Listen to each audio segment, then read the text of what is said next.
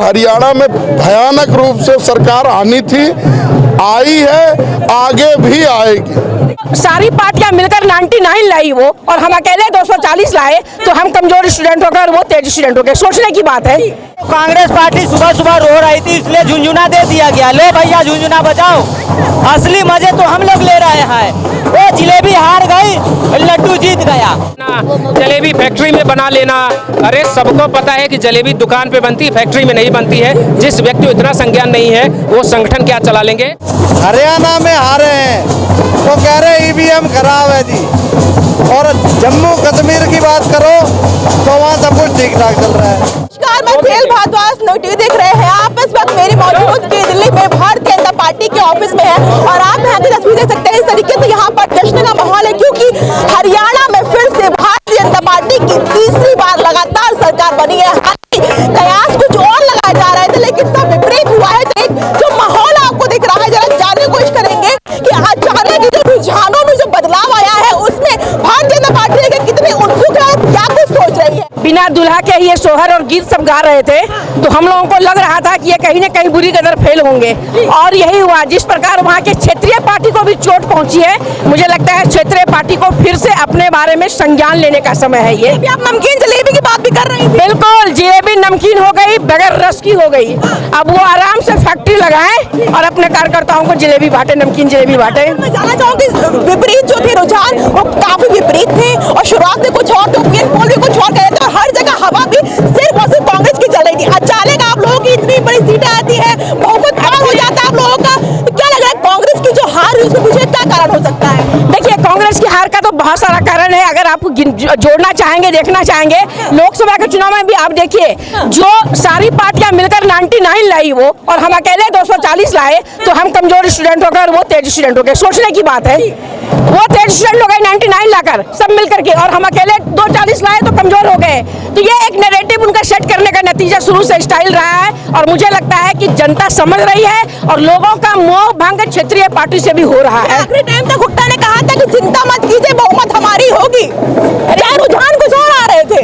ये तो अब देखिए, मीडिया के सामने तो उनको जब तक रिजल्ट फाइनल नहीं आ जाए, लोग जनता नेता बोलते रहते हैं, लेकिन हम लोग आश्वस्त है कि हरियाणा की हरी नगरी में फिर से भारतीय जनता पार्टी का झंडा लहराएगा, फिर से कमल खुलेगा, और ऐसा ही हुआ। राहुल गांधी के लिए क्या कहना चाहिए, काफी उन्होंने मेहनत करी है। उस मेंटल आदमी के बारे में ज्यादा बात करना ठीक नहीं है। वो दिमाग से अस्वस्थ है, मानसिक रूप से अस्वस्थ है, और उनकी राजनीति करने की जो नीति है, मुझे लगता है राष्ट्र हित में नहीं है। क्योंकि जिस प्रकार आप देखिए आज बांग्लादेश में क्या हुआ है, आपने देखा होगा। पिछले 20 दिन पहले वहाँ के हिंदुओं ने निकाला कि हम लोग दुर्गा पूजा मनाएंगे।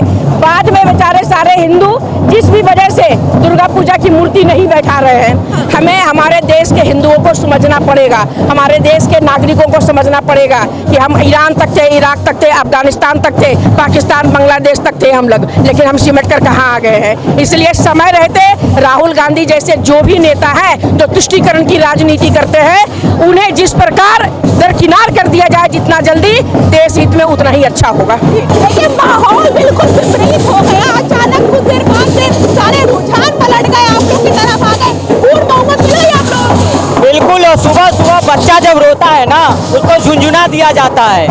तो कांग्रेस पार्टी सुबह सुबह रो रही थी, इसलिए झुंझुना दे दिया गया। लो भैया झुंझुना बजाओ, असली मजे तो हम लोग ले रहे हैं। वो जिलेबी हार गई, लड्डू जीत गया। जलेबी हार गई। जलेबी राजनीति में क्या कर रही है बीच में। ये जिलेबी का फैक्ट्री जो खोलने आए थे ना, तो आज हरियाणा की जनता ने लठ बजा दिया। हरियाणा की जनता ने कहा है कि हमें ऐसा पार्टी नहीं चाहिए, कांग्रेस पार्टी जिसके मैनिफेस्टो से आतंकवाद की बू आ रही है। कांग्रेस पार्टी के मैनिफेस्टो से भ्रष्टाचार की बू आ रही थी, इसलिए हरियाणा की जनता ने लठ बजा दिया, और तमाम पहलवान ने, जनता ने उठा के पटका है कि दूसरी बार कांग्रेस पार्टी गलती से हरियाणा में आना मत। एक तरफ ये कश्मीर में जाके वादे करते हैं कि धारा 370 लाएंगे, कश्मीर को अलग झंडा देंगे, इसलिए हरियाणा की जनता ने इनको सबक सिखाया है, और कहीं ना कहीं हरियाणा की जनता ने नरेंद्र मोदी जी और भारतीय जनता राष्ट्रपति पे विश्वास किया है, क्योंकि भारतीय जनता पार्टी सिर्फ और सिर्फ विकास का काम करती है। कैसा लग रहा है आप लोग की सरकार दोबारा बनने जा रही है हरियाणा में? देखिए, ऐसा है कि 2-4 चैनल ने जो चलाए थे रुझान, उस रुझान को मान के कांग्रेस बैठी थी। हमें पता है कि भारतीय जनता पार्टी का एक एक कार्यकर्ता बूथ लेवल तक काम करता है, और हमारा जो केंद्रीय नेतृत्व है वो संगठन को इतनी मजबूती से पेश करता है कि हम विकास पुरुष जो हमारे माननीय मोदी जी हैं उनके नेतृत्व में काम कर रहे हैं। जनता को विश्वास हो चला है कि जो हरियाणा में विकास हुआ है पिछले 10 सालों में, वो पहले की सरकार यानी कांग्रेस की सत्ता कभी की नहीं थी। चाहे वो जवान का मुद्दा हो, चाहे किसान का मुद्दा हो, पहलवान का मुद्दा हो, तीनों मुद्दे को उछाल के एक फॉल्स नैरेटिव सेट किया कांग्रेस ने, और उसमें वो असफल रही। जनता को विश्वास हुआ कि भारतीय जनता पार्टी के ही शासनकाल में तो कांग्रेस दोबारा से ईवीएम पर ठिकरा फोड़ रही है ना? अच्छा, एक बात बताइए, कांग्रेस यही ईवीएम का टिकड़ा हिमाचल प्रदेश में नहीं फोड़ी, जम्मू कश्मीर में नहीं फोड़ी, क्यों सिर्फ यही? वो देखती है कि जहां चुनाव हारते हैं वहां ये सीधे सीधे इलेक्शन कमीशन को दोष देते हैं, ईवीएम पे दोष देते हैं। इनको ये समझना चाहिए, अगर ईवीएम में दोषी हैं तो जहां जहां इनका शासन है, कर्नाटक में जहां जहां जिस जगह है, ये छोड़ दें वहां से, ये समझ जाए कि वहां भी तो ईवीएम खराब रहा होगा। इनका ये शुरू से नहीं चल रहा है कि जब जहां हारते हैं ये रोना शुरू कर देते हैं ईवीएम के नाम पे। अपने नेताओं को, अपने संगठन को कभी भी दोष नहीं देंगे। आपको क्या लगता है कि जो कांग्रेस को इतना बड़ा नुकसान पहुंचा है, पूर्ण बहुमत आप लोगों को मिली है, क्या लग रहा है कि इसके पीछे कहीं जो नुकसान है वो शैलजा और हुड्डा के बीच की लड़ाई तो नहीं है? देखिए, मैं बताऊं, देखिए वो जो सेनापति होता है ना, जैसे हमारी सेनापति माननीय मोदी जी हैं, और उनके कौन है? राहुल गांधी।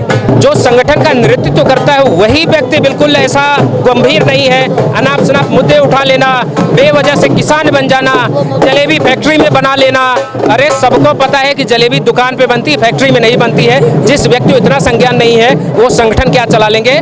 और भारतीय जनता पार्टी का संगठन अभी आप जानो पूरी दुनिया में सबसे बड़ा संगठन है। ये क्या लग रहा है, आप लोगों को क्या उम्मीद थी कि हरियाणा में तीसरी बार आपकी सरकार बनेगी और पूर्ण बहुमत के पार जाएगी?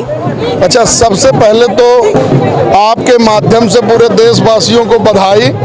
और आप ये शब्द मत बोलिए कि क्या आपको उम्मीद थी, इसको आप वापस लीजिए। उम्मीद नहीं थी, प्रचंड बहुमत का खेला है। कयास तो कुछ और ही लगाए जा रहे थे ना, ओपिनियन पोल में भी कुछ और चल रहा था, लेकिन अचानक ही सब बदल गया। आप सुनिए, ओपिनियन पोल तो विपक्ष का होता है, उनके तो बहुत ढोल होते हैं। बताइए कितना बड़ा ढोल होता है, ये हो गया कुछ होता है। देखिए, देश में एक मजबूत सरकार आदरणीय प्रधानमंत्री जी के सानिध्य में चल रही है, और उनकी ऊर्जा ऐसी है जिसके नाते कुछ भी संभव है, और उसका जीता जागता प्रमाण उदाहरण आप देख रहे हैं। और हरियाणा में भयानक रूप से सरकार आनी थी, आई है, आगे भी आएगी।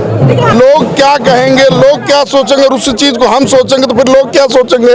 इसलिए लोगों का कहना सोचना उनके पास रहने दें। आप खाली प्रधानमंत्री जी को देखें, उनकी इतनी ऊर्जा, उनका इतना बढ़िया सशक्त भारत चलाने की नीति वो आपके सामने आती है। और सदा वो ईश्वर करें, भगवान श्री राम की कृपा उनके ऊपर बनी रहे, और ये रिजल्ट आपको बार बार हर प्रदेश में देखने को मिलेगा। जम्मू कश्मीर कैसे कहेंगे, जो रुझान सामने मैं बताऊं, जम्मू कश्मीर भी सेम कैटेगरी पर होने वाला, कोई टेंशन नहीं। वहां भी प्रधानमंत्री मोदी की जय जयकार ही होगी। जम्मू कश्मीर में जी।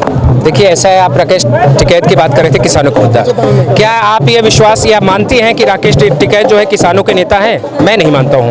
वो ऐसे नेता हैं कि वो देखते हैं कि कांग्रेस पार्टी और जो हमारी अपोजिशन है वो किस तरह की उनको सलाह दे रहे हैं, उसी ढंग से वो कुछ किसानों, सो कॉल्ड किसान हैं जो कि वीज़ा उनका कनाडा का मिलता है, ये सब उनको लेके बैठ जाते हैं। किसान के हितैषी सही मायने में माननीय मोदी जी हैं, और भाजपा के ऐसे नेता, अभी माननीय हमारे मंत्री शिवराज सिंह चौहान जी हैं। शिवराज सिंह चौहान जी खुद किसानों से मिले हैं और उनको भरोसा दिए हैं और काम भी कर रहे हैं कि किसानों के सच्चा अगर हितकर कोई पार्टी है तो भारतीय जनता पार्टी है, ना कि कांग्रेस है। तो जनता को बरगलाया नहीं जा सकता है। कुछ समय के लिए भ्रमित तो कर दिए थे, वहाँ हरियाणा की जनता को भ्रमित कर दिया। जो आप कह रहे हो ना, रुझान में कुछ और आ रहा था, रुझान में उनका जो कांग्रेस का भ्रम फैलाया गया था वही आ रहा था। उसके बाद कांग्रेस क्या की, रुझान के साथ गई। रुझान अगर मान रही थी, थोड़ी देर के बाद रुझान का क्या हाल हुआ, वो पलट के फिर चले गए, ईसी को दोष देने लग गए, ईवीएम ईवीएम को दोष देने लग गए, तो कहीं न कहीं उनको ये मालूम नहीं है कि भारतीय जनता पार्टी के साथ देश की जनता एक एक जन जुड़ चुके हैं। कांग्रेस संतुष्ट नहीं है बिल्कुल भी। इलेक्शन कमीशन को पत्र भी लिखा उन्होंने, काफी सवाल जो है तमाम इससे पैदा भी हो रहे हैं। देखिए, मैं आपको सारी बातों के सारांश और मूल पे ले जाना चाहूँगा। केवल आप देखेंगे विकास का मुद्दा है। आप देखिए प्रधानमंत्री जी के सानिध्य में उनके रास्ते पर चलते हुए देश कितना विकसित हो रहा है, और सब कुछ मिला जुला के सारे प्रश्न वहीं आते हैं और सारे प्रश्न का समापन भी वहीं हो जाता है, देश का विकास। चलिए, आप जान जाऊंगी क्या लग रहा है, हरियाणा में आप लोगों को पूर्ण बहुमत मिला है? जनता विकास देखती है, कार्य देखती है, उसी आधार पर जनता ने हमें अपना आशीर्वाद दिया, विश्वास हुआ है। एक बात आखिर में जान चाहूंगी कि कांग्रेस को जितनी उम्मीद थी उससे बिल्कुल विपरीत नतीजे आए हैं। क्या लगा कांग्रेस की जो हार है उसके पीछे क्या वजह है? एक तो मैं सबसे पहले इस बहन को बधाई दूंगा, इतने अच्छे शब्द और इतने अच्छे प्रश्न पूछती है। देखिए, कांग्रेस सपनों की दुनिया में जी रही है और हमारे प्रधानमंत्री जी यथार्थ दुनिया में जिला रहे हैं। और आप समझिए लोगों का क्या कयास है, वो लोगों को लगाने दीजिए, जो होना है वो तय है। देखिए, अभी कांग्रेस जो पीछे नैरेटिव चला रही थी कांग्रेस, असल में कहना और ज़मीनी हकीकत दोनों चीज़ अलग अलग है। ज़मीनी हकीकत आज आपने देख ली है, जो रुझान आए हैं इसमें भारतीय जनता पार्टी को बहुमत मिला है। बहुमत इसलिए मिला है क्योंकि वहाँ पर काम किया है, और हमारे नायब सिंह सैनी जो हैं वहाँ के मुख्यमंत्री, और वहाँ के हरियाणा के लोगों की यानी कि वहाँ के आवाम की भी यही पुकार है कि हमारे नायब सिंह सैनी जी मुख्यमंत्री फिर से बने। तीसरी बार हमने जीत दर्ज करी है, ये बहुत बड़ी बात है हमारे हरियाणा के लिए। सपना तो हुड्डा जी ने सजा के रखा हुआ था, अब सीट ले गए नायब सिंह सैनी जी। उनकी आदत है, वो करेंगे, ये ऐसी हरकतें वो हर बार करते हैं, इस बार भी उनकी ये हरकतें चालू रही हैं। पर जनता ने विश्वास को वोट दिया है, और जनता ने हरियाणा की ये बता दिया है कि Modi is the boss. Modi boss हैं, मोदी बॉस हैं। मोदी जो है वो बॉस हो गए, बॉस ही बॉस है, पूरे वर्ल्ड में उनकी टक्कर का कोई नहीं है। लेकिन तीसरी बार आप लोग की सरकार हरियाणा में बनी है, पूर्ण बहुमत से अब आई है, और क्योंकि इसका विश्वास किसी को था ही नहीं, क्योंकि रुझान कुछ और ही। क्या लग रहा है अचानक से? हरियाणा की जनता को पूरा भरोसा था, हम लोगों को पूरा भरोसा था। भरोसा केवल जलेबी गैंग को नहीं था, बाकी सबको भरोसा था। ये जो जलेबी गैंग था इन्हें भरोसा नहीं था। हरियाणा में हारे हैं तो कह रहे ईवीएम खराब है जी, और जम्मू कश्मीर की बात करो तो वहाँ सब कुछ ठीक ठाक चल रहा है। इसलिए ये जातियों में लग रहा है कि ईवीएम हैक हुई है, कोई गड़बड़ हुई है ईवीएम में।